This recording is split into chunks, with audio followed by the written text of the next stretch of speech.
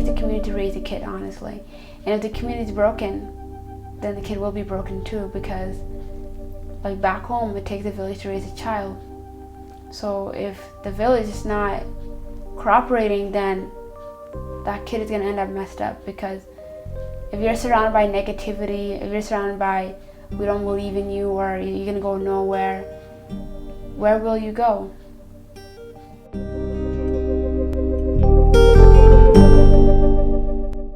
My name is Naiboy Gatbel. I am a fashion model. I'm from South Sudan. I was born in Ethiopia. I came to Canada when I was 8 years old. As a refugee, you have to think about like where you come from and how you ended up being a refugee. So when I came here, I had to deal with the reality of my situation, and I felt different because I was taller, I was darker, and I was just different, you know, and kids kind of teased on me about that. Yeah, I remember I was in school, and kids would say stuff like, oh, there's a dark girl, there's a Sudanese girl, they're really tall and very dark. Like, you couldn't get away from that. It's attached to you. It was like your label. It was a stereotype, and that's what you were, the dark girl, the tall, dark girl. Like, you didn't have an identity, you were not a person. People didn't acknowledge you as someone that would actually want to be friends with. Or you were just kind of like, you're there. They notice you because of the skin color and the height. Otherwise, you don't exist. Growing up, I mean, I was always constantly reminded that I am from a refugee background. I was born in a refugee camp. I was not born in a hospital. I was delivered naturally. And the hardships my family faced, and my family always made sure that I knew where I came from. We at BYC. That's who I hear on the mic. Psychologist. Yeah. Story of young refugees brought all the way from the motherland. Came all the way from Egypt, Kenya, Uganda, Ethiopia, searching for peace, education, and refuge. So concerned about my generation. Picture the future, perfect, incredible imagination. Schools dropouts, no plans of going back. The life gets tougher, suddenly they're selling crack. Can't keep a job, get addicted to fast money, trying to fulfill their fantasy. Fast cars, girls, weed, and Hennessy.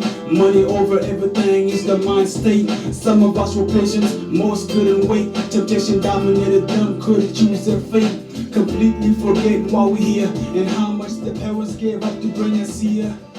Like Gypsies is talking about the African youth, and mostly focused on the South Sudanese youth, who are you know, the choruses, they migrate like the Gypsies, because we move from country to another. I know a lot of people who came from left from South Sudan and then went, for example, went to Kenya, and some went after that to Uganda, and then for them to end up here in Canada. Yeah, so that's how you pronounce something. My name is Toby Ball. I come from South Sudan. So I left Sudan when I was 11 and lived in Egypt for about 4 years. And I came to Canada in 2004. I came with my family. I have 5 other siblings and 2 of my parents. At this moment, I'm a student. Part-time student, and I also do hip-hop music as an MC, and I go by the stage name Psychologist. I came actually from Darfur, and I came here from 1999, and I have a family, my wife and my 2 daughters and my 1 son. I'm a taxi driver. The challenge for the parents, that's behind what the kids goes in the wrong way. When you have family with 5 people or 5 kids and 2 parents, that's a family of 7 members, and they receiving the government check at the first year, and then they don't know the language at all, mother and father. Okay, that's big issue. And then they're gonna start after 1 year. The government check is over.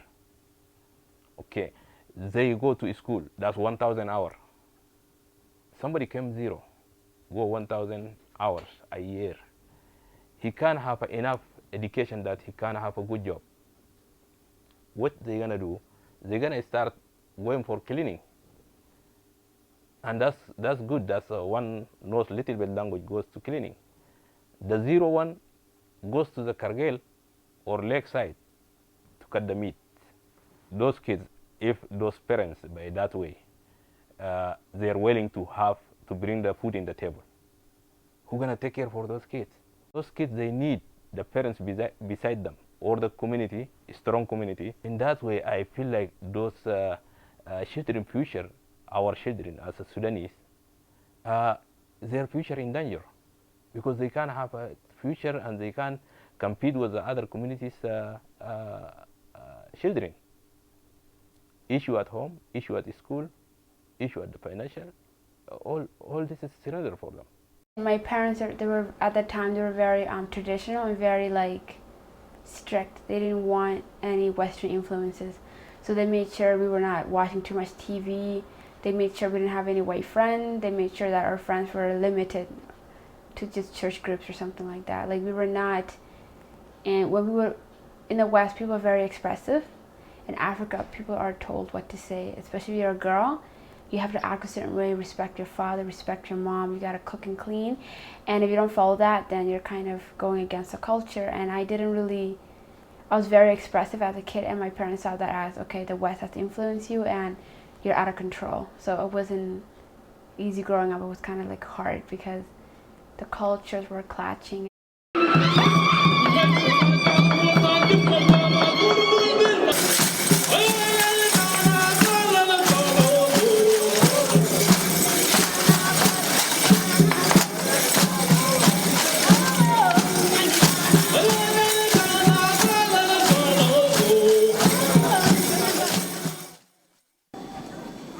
We are confident of the fact that in order to change our economic situation, we may have to change the political landscape of Calgary.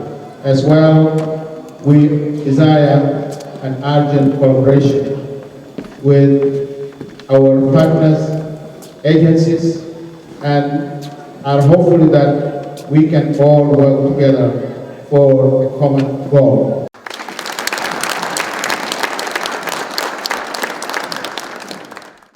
There's a big disconnect between the young ones and the older generation. There's a big disconnect. What the elders see as the best solution for the problems in the community, and what the young ones see they were completely different. And the way to reconcile them was very, very difficult. Many of the people in the community have refugee backgrounds, and they are not educated, so they're not able to get the jobs that will help them take care of their families. So these kids grow up in communities that are families that are low income. So when they see their families struggling, they would always want to do something to make sure that they get out of that circle of poverty.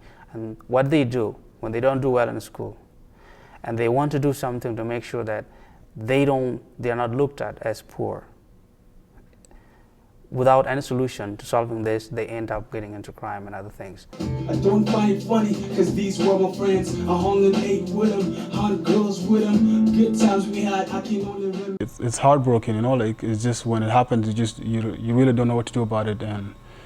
And for me, for the place where in this place where I am, being a grown up, I made it through past that stage without going that far. I'm thankful for having my family there, for being strict, and also like for also always reminding me that I was doing wrong. So so now that I passed this stage, it's just what I see myself doing. What I can do is, I guess, try to do something about it to make changes for the younger ones who are coming up, to make sure that they don't follow the same path.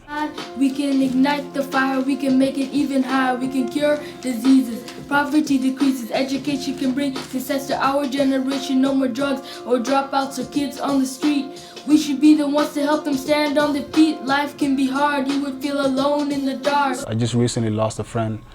He wasn't really a close friend, but I knew him, and he was a really nice person. His name was Philip. I think he was the whole Calgary heard about his murder.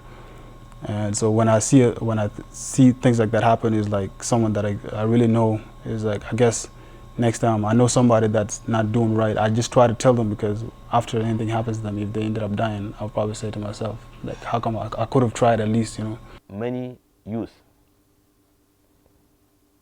we lost a lot.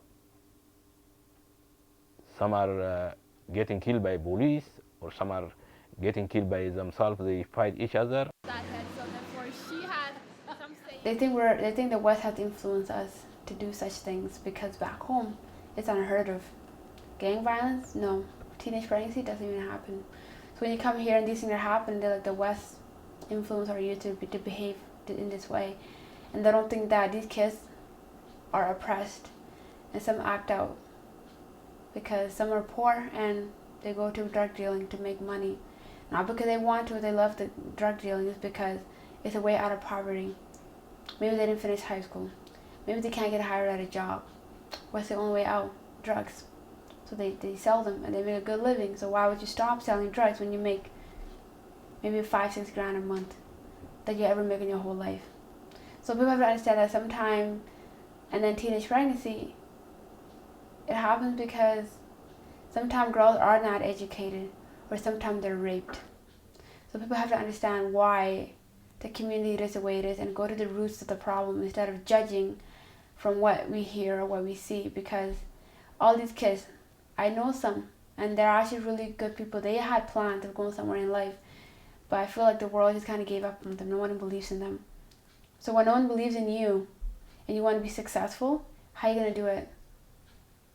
How are you going to persevere when the world's just like, you're Sudanese, you're a refugee, you're not going to do it, you're not going to make it. And then you're like, well, then you just give up. Because most of the girls that have kids, they're actually really smart.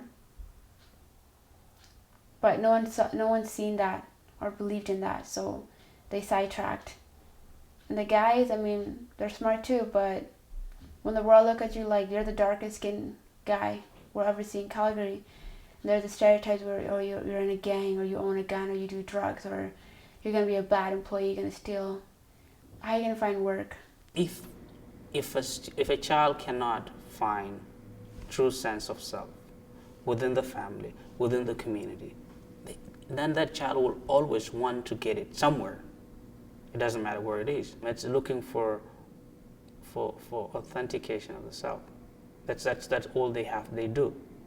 They look for self, they get involved in drugs, and with drugs they can't work 8 to 5. All they have to do is just get involved in drugs, and I don't know how many have died. So many. And my first reaction was, what are these community people doing? What are the leaders doing? The leaders blame the young one, or they've lost our culture. The young ones are saying, they don't see something in the community they can follow. I have a kids and they're gonna grow up. They're gonna be teenager tomorrow. That's why I'm working hard. I'm talking to my friend, my colleague. Let's do something. If I can be, you know, I like to be that kind of advocate, youth advocate, and you know, a role model that younger people can look up to.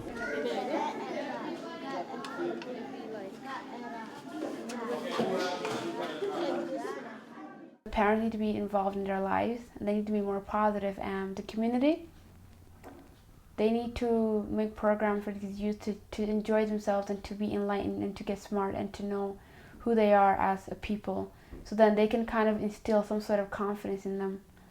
So when they have to face these challenges, they don't have to be in fear, or they don't have to go the wrong path. They can choose for themselves. So through education at home and outside of home. Seeking education and refuge, be carried away for feeling fantasy.